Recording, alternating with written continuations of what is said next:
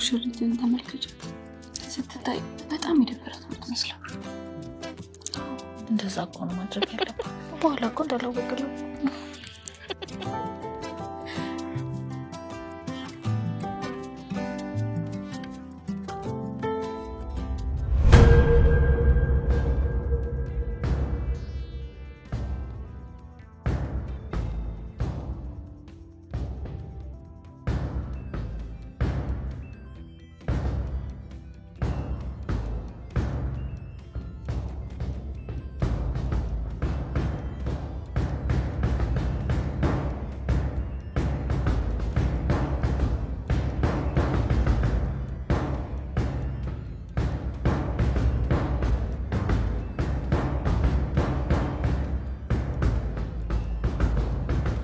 ቤሊን የቀለበት ጥያቄውን ትቀበላለች ብላችሁ ታስባላችሁ?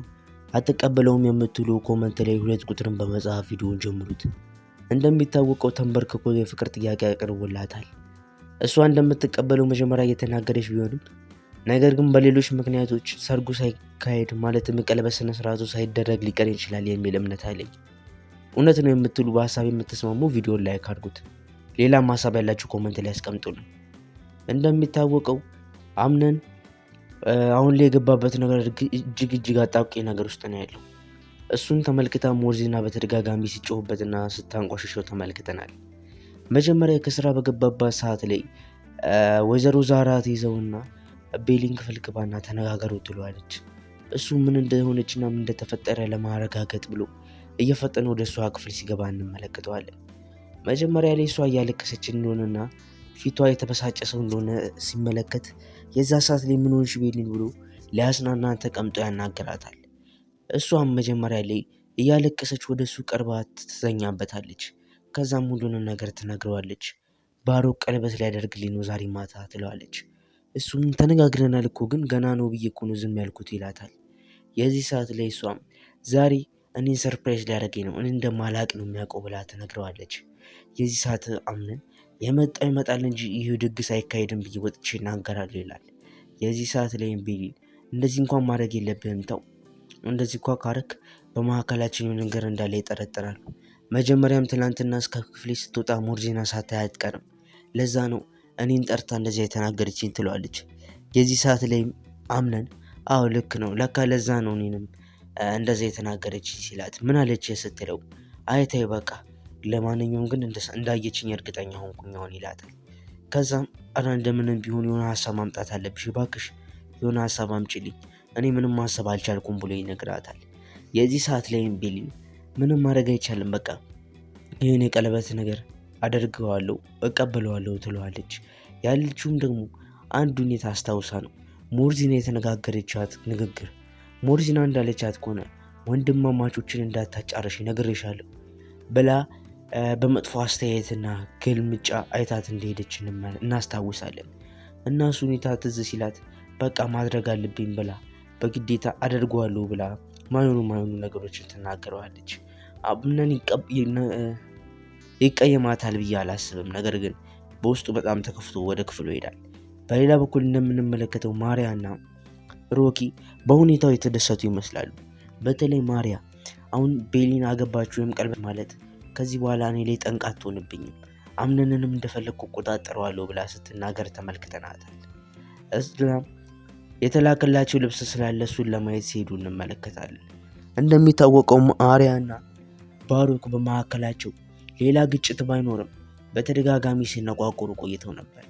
አሁን ላይ ደግሞ የተስማሙበት ምርጥ ጊዜ መጥቷል። ለሁለቱም አሪፍ ጊዜ።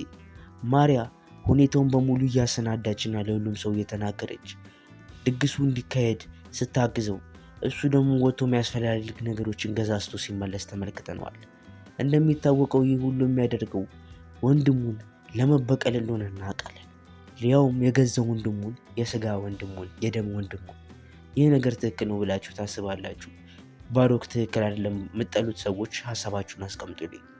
ከዛም አምነን እሷን አናግሯት እየወረደ እያለ ባሮክን ያገኘዋል። ባሮክም ወንድሜ ማታ የሆነ ሰርፕራይዝ አለ አኮራሃለሁ ይለዋል። የዚህ ሰዓት ምን አድርገህ ነው ምን ተፈጥሮ ነው ይለዋል።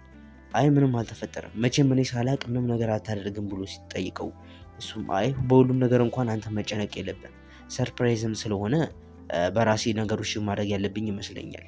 እስከ መቼ ነው እኔ ነገሮችን በአንተ እገዛ ብቻ ማደርገው ብሎ ይናገረዋል። የዚህ ሰዓትም አምነን አይ መረዳ ነገር ካለ ብዬ እኮ ነው ይለዋል። የዚህ ሰዓትም አይ ምንም የምትረዳኝ ነገር የለም፣ ይልቅ በቃ አንተም ተዘገጃጅ ማታ እራት አለ ብለዋል። ለእሷም እንዳትነግራት ብቻ ግን ቀለበት ላደርግላት ነው ብሎ ይመልስለትና ክፍሉን ጥሎ ይወጣል።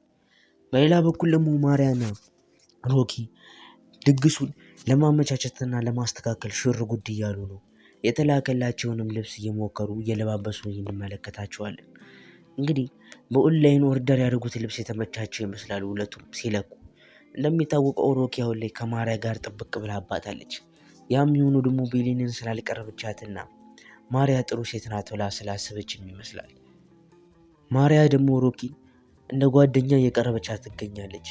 ያም የሆነው ደግሞ በብዙ ነገር ታግዘኛለች እና ትረዳኛለች ብላ ስላሰበቻት እንደሆነ እየተመለከተ ነው። አሁን ላይ እየተፈጠሩ ባሉት ነገሮች ባሮክና ማርያ በጣም ደስተኛ ሆኖ ይመስላል። ከቆይታ በኋላ ባሮክ ወደ ቤሊን ክፍል ይገባና ያናግራታል። ምን ነው ወዴ ለምን ነው ፊትሽ እንደዚህ ጣልሽው? ይልቅ ማታ እራት ነገር አሉ እያሉ ነው መሰለኝ የቤተሰብ እራት። ስለዚህ አሪፍ ቀሚስ አንጥቼልሻለሁ ይላል። የዚህ ሰዓት ላይ እኔ እኮ ቀሚስ ያስፈልገኛል አላልኩም፣ ለምን አመጣ?